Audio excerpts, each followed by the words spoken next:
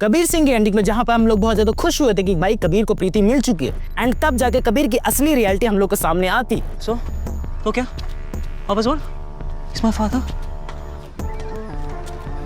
गंदी गंदी गालियां दूंगा। कबीर को कभी प्रीति से प्यार था ही नहीं, वो सिर्फ प्यार एक ऑब्सेशन की तरह था कि ब्रो मुझे इस पे कंट्रोल चाहिए, ये मेरी प्रॉपर्टी है, इसको मैं कैसे चाहे मैनेज कर सकता हूँ, मुझे सामने वाले की मर्जी चाहिए ही नहीं कि मेरे से प्यार करती है कि नहीं करती, बस मैं प्यार करता हूँ तो भाई मुझे वो चाहिए, किसी भी हालात में चाहिए, चाहे मैं किसी को फोड़ना पड़े, चाहे मुझे किसी को तोड़ना पड़े, या फिर इसके बाप से ही क्यों लड़ना पड़े। और यही उसकी मेन प्रॉब्लम थी कि ब्रो उसको बहुत ज्यादा गुस्सा आता था और वो अपने गुस्से पे कंट्रोल नहीं कर पाता था किसी भी सिचुएशन में, चाहे वो किसी को फोड़ने के ऊपर हो, चाहे अपने लव के ऊपर हो, चाहे अपने बाप से लड़ने से लेके क्यों ना हो। एंड इस फिल्म में ना उसी टॉक्सिसिटी को बहुत ज्यादा बढ़ा चढ़ा के दिखाया कि ब्रो साहब वो हाथ से फिसल गया साहब, नहीं, ये ना बहुत ज्यादा कूल लगता है, आज के जनरेशन में बहुत ज्यादा कूल है कि भाई सामने वाले का फोड़ना हो, सामने वाले को तोड़ना हो, या फिर अपने लव के प्रति कुछ भी करना हो। तुम लोगों ने नशे काटने वाला एग्जांपल देखे ही होंगे। और कबीर की जो बैड साइड थी ना, चाहे उसका वो पीना हो, अब्यूजिव नेचर हो, टॉक्सिसिटी हो, एंड साथ ही साथ सेल्फ डिस्ट्रक्शन करना हो, और उन सब चीजों को ना बहुत ज्यादा रोमांटिसाइज तरीकों से दिखाया गया है कि भाई ये इस बंदी के पीछे ना पागल है, कुछ भी कर सकता है, तो इसको ही ना ट्रू लव कहा जाता है। एंड ट्रू लव की डेफिनेशन मैं मानता हूँ कि ब्रो सबके लिए अलग अलग हो सकती है, बट इस मूवी में जिस तरीके से दिखाया गया मैं एकदम अपोजिट तरीके से लेके चल रहा हूँ। भाई कंटेंट निकालना है। एंड इस मूवी में ना उन दिल तोड़े आशिकों की जो भाई प्यार में अंधे पागल है, उन सबको ना एक मोटिवेशन दे दी है कि ब्रो अगर तू प्यार में कुछ भी कर रहा है ना, वो सब चीजें वैलिड है, चाहे तू किसी को फोड़ रहा हो, चाहे तू किसी को तोड़ रहा हो, या फिर किसी को गाली ही क्यों ना बक रहा हो, वो सब चीजें वैलिड है क्योंकि तू प्यार में अंधा हो चुका है। और मूवी में ना एक मेन प्लॉट रहता है कि भाई प्रीति के बाप नहीं मान रहा होता कबीर से शादी करवाने के लिए। एंड तुम लोग खुद ही सोचो, अगर तुम लोग किसी के घर पे गए हो, किसी के बेटी को किस कर रहे हो, तो सामने वाला बंदा क्या सोचेगा? वो तुम्हारे बारे में अच्छा ही सोचेगा क्या? और वही प्रीति के पापा ने एकदम राइट डिसीजन लेते हुए कबीर सिंह से शादी करवाने के लिए मना कर दिया था। तू कान खोल के सुन ले काके, इस कुड़ी दा विआह मेरा सपना है, सपना जिथे मेरा जी करेगा उथे करांगा, जीते जीते छड़ दे, मरन तो बाद भी तेरे नाल नहीं हूं। लेकिन लोगों ने उनको क्या समझा कि भाई ये एक खूसट बुड्ढा है, ये एक विलेन है मेन, जो इसकी शादी करवाने नहीं देना चाह रहा, एंड इस वजह से भाई कबीर पागल हो चुका है। ओ अंकल जी, थोड़ा दिमाग थोड़ी कीटिया विच है क्या? कुड़ी कह रही सी मैंने प्यार कर दिया, मैं कह रही मेरे लिए वो सब कुछ है, ये बर्ताव है थोड़ा मेरे नाल? हाँ ब्लडी सर्जन, कोई रोड साइड रोमिया नहीं है मैं। और तुम लोग अपना दिमाग खुद ही लगा के सोचो कि तुम लोग अपनी बेटी की शादी ऐसे बंदे से करवाओगे भाई जिसका टॉक्सिक नेचर तुम लोगों को दिखाई देता है कि ब्रो एक सेल्फ डिस्ट्रक्टिव है, अब्यूजिव है, टॉक्सिक है, एंड तुम्हारी बेटी को आगे जाके मारेगा, पीटेगा, एंड उससे प्यार नहीं करेगा, बेसिकली उसके ऊपर एक प्रॉपर्टी जैसे हक जताते रहेगा। क्या करना चाहोगे? और रियलिस्टिकली ऐसा कोई भी फादर नहीं है जो अपनी बेटी के लिए एक ऐसा पति चूज करे, एंड प्रीति के पापा ने सही करा। एंड इसमें तुम लोग मुझे आर्गुमेंट कर सकते हो कि ब्रो ये चीज ऐसे हो सकती थी, वो चीज वैसे हो सकती थी, बट रियली मैटर इज कि उस टाइम पे प्रीति के पापा बहुत ज्यादा सही थे। और शुरू से लेकर लास्ट तक भाई प्रीति क्वेश्चनेबल नहीं थी, शुरू से लेकर लास्ट तक भाई उसको पता ही नहीं था कि उसको प्यार है भी कि नहीं है, एंड मूवी आते आते तक उसको प्यार होने लगा था, मे बी ये अट्रैक्शन हो, मे बी कुछ और हो। और साथ ही साथ बात लेके चले भाई प्रीति पे एक बंदा थोप दिया गया कि भाई ये बंदी मुझे चाहिए, तू मेरी बंदी है, मैं तेरा बंदा हूँ, एंड दैट्स इट।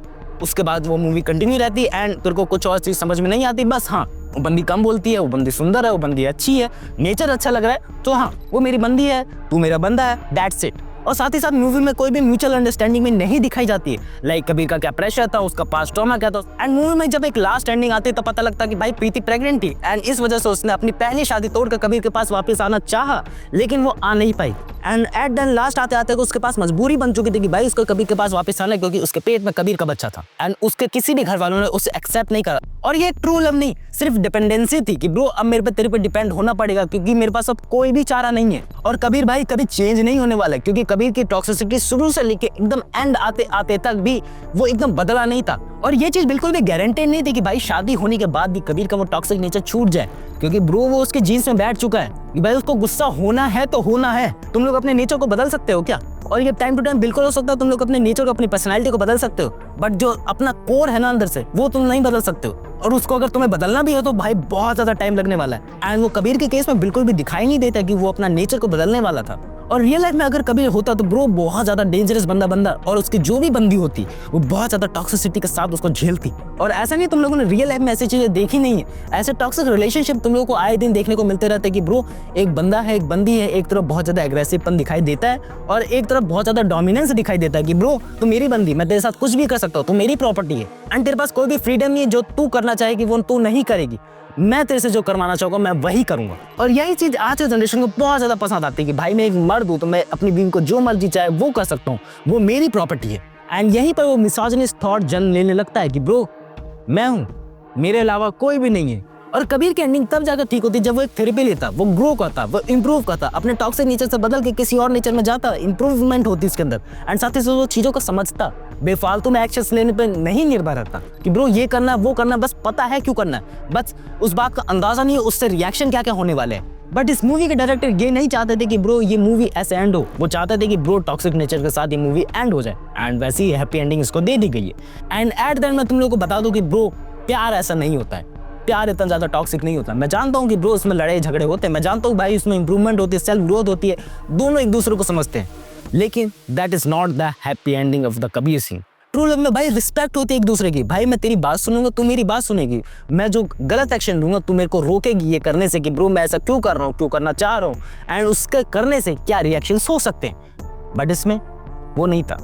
और कबीर सिंह की एंडिंग देख के हम लोग बहुत ज़्यादा खुश हो गए थे कि भाई कबीर को प्रीति मिल चुकी है, लेकिन उसके बाद ही रियल स्ट्रगल चालू होता। जब दोनों साथ में रहते 5-10 साल, तब जाकर पता चलता कि भाई कबीर की असली रियलिटी है क्या, वो कैसा पॉसेसिव है, वो कैसा टॉक्सिक है। एंड वैसे वैसे रियलिटी उसके सामने आती रहती है कि भाई प्रीति को और ज़्यादा टॉर्चर झेलना पड़ रहा है, कबीर टाइम टू टाइम और ज़्यादा टॉक्सिक होते जा रहा है, वो प्रीति पर डोमिनेंस बढ़ाते जा रहा है, वो उसको मार पीट रहा है। लेकिन कई लोग इसमें आर्गूमेंट करेंगे कि ब्रो वो बहुत ज़्यादा सुधर जाता। भाई मैं फिर से कह रहा हूँ, तू अपना नेचर इतनी जल्दी नहीं बदल सकता है, उसको बदलने में टाइम लगेगा, लेकिन इतनी जल्दी नहीं बदल सकता है। एंड बदलने का एक स्ट्रॉन्ग मोटिव होता है, एंड अगर तू बदलना चाहता है तब बदलेगा, लेकिन अगर तू उसी मूड में रहना चाहता है तब नहीं बदल पाएगा। अब मैं जान रहा हूँ कि बात थोड़ा बहुत ऊपर से नीचे से जा रही है कि ब्रो ऐसा क्यों है, वैसा क्यों है, ऐसा नहीं होना चाहिए था, बट हाँ जो मेरे को समझ में आया इस मूवी से रिलेटेड तुम लोग को मैंने बताने की कोशिश करी है। आशा है कि तुम लोग को समझ में आया होगा, कमेंट्स करके बताना समझ आया है कि नहीं आया। बाकी that's it for that video, मिलते हैं नेक्स्ट वीडियो में, बाय।